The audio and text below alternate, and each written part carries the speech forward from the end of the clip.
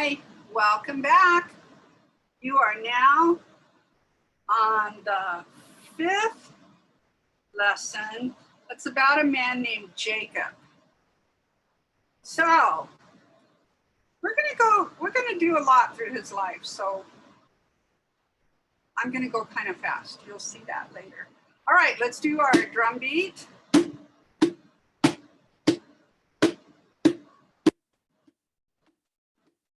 See how I have the rhythm going? This hand comes up.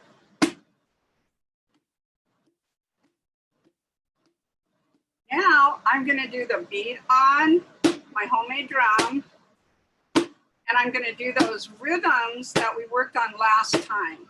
So this time I'm just going to play one, and then I will let you do one. Please say the one ands and all that counting, because that really helps. Okay, 1, 2, 3, 4. 1 and 2 and 3 and 4 and 1, 2, 3, 4. 1 and 2, 3 and 4 and 1, 2, 3, 4 and 1, 2 and 3, 4 and 1, 2, 3, 4. 1 and 2 and 3, 4. So I hope you keep practicing using one hand with the beat and one hand with the rhythm, because it's really good for your brain. Okay. Now, remember, it took years and years and years for Abraham to finally have Isaac. Well, Isaac got to be an older man, and God blessed his wife, Rebecca, with children. So let's look at Jacob and Esau. Jacob and Esau were the twin children of Isaac and Rebecca. So let's look up here. Let me get close so you can see the pictures.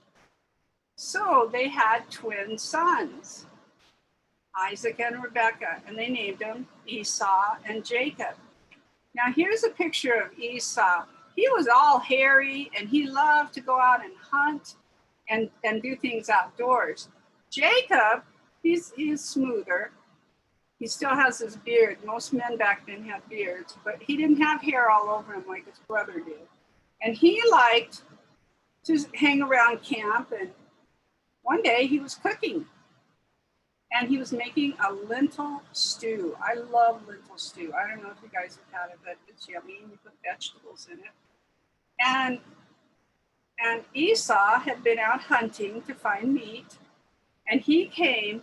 He was so tired and so hungry.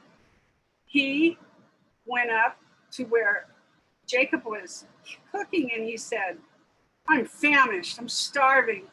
Give me some stew." And Jacob was a stinker, and he said, because Esau was the oldest and Jacob was the younger twin, and he said, "Sell me your birthright, and I'll give you some stew." Well, a birthright was very important back then, because the oldest son who got the blessing and the birthright got more of the father's possessions than the younger ones. And Jacob, he was going, I want to have the blessing. So he said, "Sell me your birthright." And Esau said, "Well, what do I need a birthright for right now? I'm starving." So he gave him something to eat.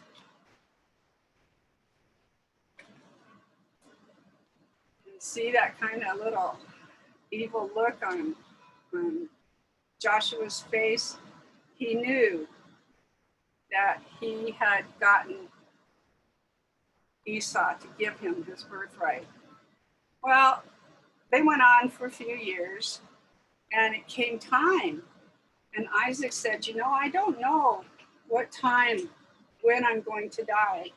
So go out, and he's talking to Esau, go out and give me some meat and make me a nice stew like I really like that you have. and I can give you my blessing. So do you see somebody peeking behind the tent right here? That's Rebecca, and she wants Jacob to have the blessing because Jacob was her favorite son and Esau was Isaac's favorite son. I don't think it's good to have favorite children, but they did. So she cooked up stew just like Isaac liked it. And she said, he may touch you. So she got sheep's wool and put it on his arms and hands. And she gave him some of Esau's clothes so he would smell like Esau because Isaac was almost blind. And they could play a trick on him pretty easily. So Jacob was nervous. He put the hairy stuff on him and he put on his brother's clothes and he took what Rachel had cooked. And Isaac was puzzled because he said, I've come to get my blessing. And Isaac said, well, you smell like Esau and you feel like Esau, but your voice is Jacob's. So he kind of was wondering, and he said, are you Esau? Jacob lied and said, yes, I'm Esau. So Isaac gave his blessing. Well, he was kind of a smart aleck. Yeah, I got his birthright, that kind of thing. Well, he left the tent. And just right after he did, Esau came in and brought him the stew he had prepared. And he said, are you Esau? I just talked to Esau. He just gave me food. And Esau was very angry and sad. And he said to his dad, well, give me a blessing too. Well, he gave him a blessing, but it was not the same one that he had given to Jacob when he thought it was Esau. Well, he got furious and he said, I'm going to kill him. I'm so mad at him. Well, he called Jacob back in and he said, you lied to me and your brother is furious with you. You better leave. So he did. And before he left, his mother was saying, go live with my brother, Laban. So he did that. Well, on his way there, he didn't feel so confident than he had felt before. And he was sleeping. He couldn't take anything. So he was sleeping and there was a rock that he put his head on for a pillow.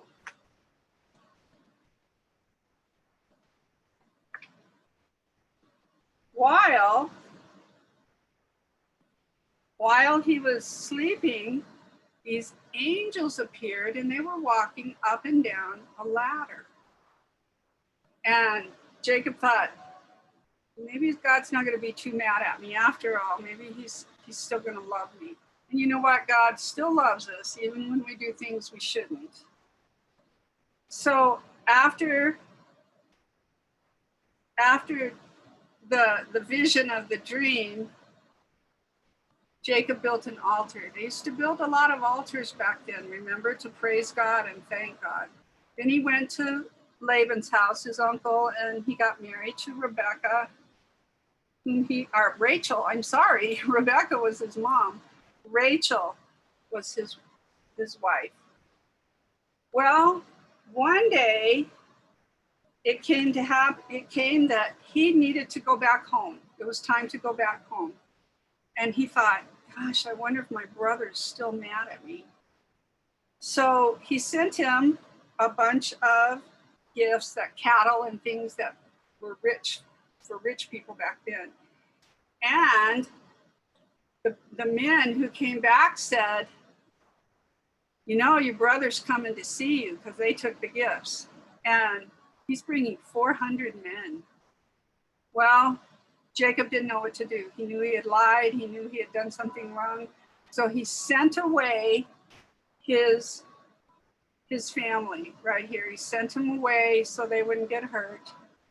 And then he started praying, which is a good idea, especially if you've done something you shouldn't have done.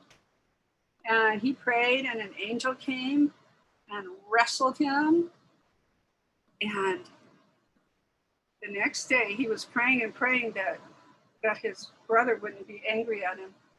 So the next day, he was waiting in the place alone, and his brother came with 400 men. And Jacob bent down on the ground and said, I am so sorry for what I did. And Esau didn't get angry or anything. Esau had forgiven him. My goodness, that forgiving thing is really a good idea. We'll talk about that one day too. So they made up. So what did he do? He built an altar to thank God. And he praised God and thanked God. And then he got to go see his father before he died. And then he got to become an old man. His brother didn't kill him because he had forgiven him. And here's where he's an old man. And then on this one, he had 12 sons. And I think he only had one daughter. But God used his 12 sons to build the nation of Israel. Oh, I forgot to tell you, when he was wrestling with that angel, let's find that picture again. The angel told him, your name is no longer Jacob, your name is Israel. That was pretty important. So Israel got to live a long life, and he had many sons. And each of those 12 sons became one of the tribes of Israel. So isn't this cool that they make cartoons of Bible stories? I was thinking, if you like to really draw and you like to do cartoons, you could take any of these stories and turn them into a cartoon. I think that would be cool. Let's sing our song quickly. I didn't add anything to it this time. So let's just say them and you say them after me. Genesis, Exodus, Leviticus, Numbers, Deuteronomy, Joshua, Judges, Ruth, 1st and 2nd Samuel, 1st and 2nd Kings, 1st and 2nd Chronicles, Ezra, Nehemiah, Esther, Job. Just try to sing it with me this time. I hope you're looking it up online because it's really fun to have that rock and roll version of it. Genesis, Exodus, Leviticus, Numbers, Deuteronomy, Joshua, Judges, Ruth, 1st and 2nd Samuel, 1st and 2nd Kings, 1st and 2nd Chronicles, Ezra, Nehemiah, Esther, and Job. Remember Pentateuch, books of history, starting the books of prophecy. All righty, let's look at our verse for today. And we are going to use the pictures that I gave you in the download packet. Let's read our other verses. We forgot to do that last time. Our first verse was, your word is a lamp to my feet and a light to my path. Psalms 119, 105. Remember, they had scrolls instead of books back then. Okay, then we have creation. In the beginning, God created the heavens and the earth. Okay, and that was Genesis 1:1, the very first verse in the Bible. And then remember, we talked about God and Noah and how obedient Noah was to God, even though he asked him to build something very strange. And that's from Genesis 7:5. Noah obeyed God. And then it repeats it. He must have really thought he did a great job. It's also said in Genesis 6:22. Now here's our verse from last time, where we have Father Abraham and Mother Sarah. And They trusted God, and God had them trust them for a long time. And the verse we chose there, blessed are those who trust in the Lord, Jeremiah 17:7a. And then if you read the next verse, the second half of the A, and then, pardon me, the second half of verse 7 and 8, then you'll see that they shall be like a tree. People who trust God shall be like a tree planted by water, sending its roots by the stream. The tree shall not fear when heat comes, and its leaves shall always stay green. So that's Jeremiah 17:8. Now here's this one. You remember that dream that Jacob had, and these ladders were coming, or these angels were coming up and down a ladder from heaven? And you remember that he had done something pretty ornery. He had stolen his brother's blessing, and he had to run away. So this is what happened on that first night that he ran away. But when he saw the angels, he knew that God was going to protect him. So our verse this time says, know that I am with you and will protect you wherever you go. And that is in Genesis 28:15. So these pictures are in your packet to download. Wow. These stories are really interesting to me, to see that God never deserts the people that love him, and the people that obey him, and the people that trust him. And it's really strange, but remember, we said last time, sometimes you don't get your prayers answered for years, but God always hears your prayer. And God always answers prayer. Sometimes the answer is no. There's this place in Matthew.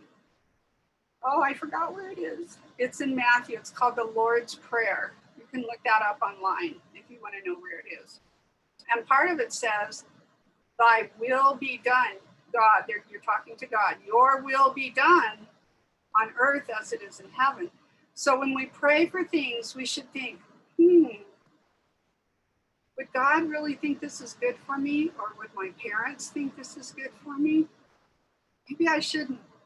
Maybe I should ask for it and then say, if it's good for me, Lord, please let me have it. Because most of the time, we're going, oh, give me this, give me this, give me that, give me this. And that's not God's way. So I hope you are learning God's way as we listen to all these great stories about people who were faithful to God, both men and women.